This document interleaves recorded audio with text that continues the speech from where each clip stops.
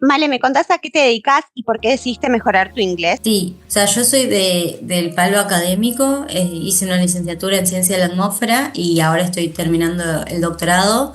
La realidad es que cualquier plano científico, académico, más allá de la especialidad, necesitas el idioma inglés. En particular, yo desde muy temprano en la carrera me di cuenta que el resto de mi vida académica iba a ser completamente en otro idioma, porque ya de por sí la bibliografía y lo que uno busca para estudiar o para especializarse eh, es en inglés. Incluso cuando querés, no sé, como avanzar en lo mío, es muy importante como publicar papers y obviamente recibir feedback de gente de otra parte del mundo. Tiene que ser en inglés o bueno, lamentablemente no llegas quizás a todo el público que quieras. Así que bueno, por eso me pareció súper importante tener un buen nivel de inglés. ¿Qué era lo que más te costaba del inglés, quiero decir, antes de empezar con nuestro programa? Bueno, a mí me costaba mucho dos partes. Bueno, todas, digo, ¿no? O sea, siempre siento que me fue muy fácil el tema de gramática y eso, vocabulario, eso siempre. Pero, por ejemplo, ya lo que sería listening, como que nunca me sentía muy confiada en cuanto a poder tener una conversación, más allá de lo que yo diga, que también no era de lo que más me sentía confiada, pero quizás un poquito más, poder tener una conversación con un interlocutor que me esté hablando en inglés. Y por supuesto, y algo que es clave para mi área, la parte de escribir. The writing. De poder formular frases que sean coherentes, que tengan sentido. Y ahí sí, aunque no me era complicado, como que sentía que también me faltaba el vocabulario necesario para poder organizarme. Pero más que nada esas dos partes diría, como listening y el writing. Perfecto. ¿Y qué herramientas o actividades de nuestro programa sentís que más te ayudaron? Bueno, en su momento cuando yo empecé con las clases, que fue en la pandemia, era muy oral todo, más allá de que hacíamos actividades, de que seguíamos algún tipo de ejercicio particular, me sirvió mucho eso, que era oral, entonces practicaba no solo el speaking por mi parte si yo participaba, sino que también podía escuchar al resto de los estudiantes, que también me parece que está bueno que al ser así online y había gente, o al menos el curso que yo tomé, gente de otros lados, ayuda también a eso, a que no escuchemos siempre como la misma fonética de, no sé, en inglés hablado por rioplatenses, sino que de otros lados, que también te ayuda como a abrir un poco más la manera de escuchar el idioma. Sí, porque nosotros mismos, aunque no lo notemos, tenemos un acento cuando hablamos en inglés. Y por ahí en personas de otros países lo notamos un poquito más o más fácilmente. Pero siempre tenemos acento. Es exactamente así, tal cual. Sí, ya me sé igual los acentos que no entiendo. Siempre hay uno más difícil que el otro, ¿viste? Sí, es verdad.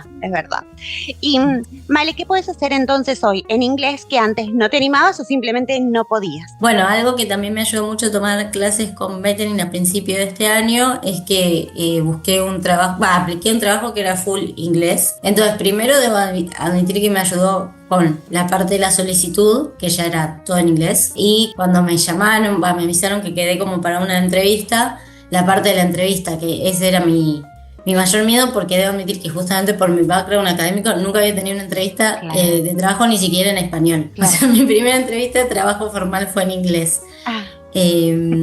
Entonces yo estaba obviamente muy nerviosa y creo que me ayudó en eso. O sea, ahora puedo tener un trabajo que es full inglés, que obviamente también la experiencia te va dando herramientas, pero como que poder aplicar a eso fue decir, bueno, evidentemente tengo en este momento un nivel que me pueda ayudar a aplicar a este trabajo y que al contrario me va a servir para seguir adelante. Justo te iba a decir eso mismo, qué manera de enriquecer tu currículum. Claro, sí. Bueno, sí, que como dije, en un área así de expertise más académica o científica, medio que es una obligación. No siempre es fácil quizás tomar clases más en un contexto en que, hablamos español.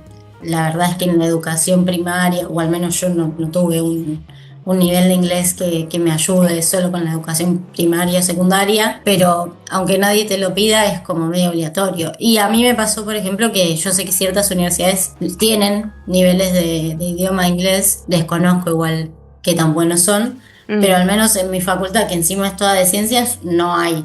No hay de manera obligatoria. Claro. Hay como cursos aislados, entonces es como que es algo que sí o sí tenés que hacer, pero es necesario buscarlo por otro lado. Por otro lado, perfecto. Bueno, justamente mi pregunta siguiente, Male, era ¿qué resultados concretos viste ya? Por ejemplo, en entrevistas, en presentaciones, en reuniones, así que quedó contestada perfecto. ¿Algo más que quieras agregar sobre eso?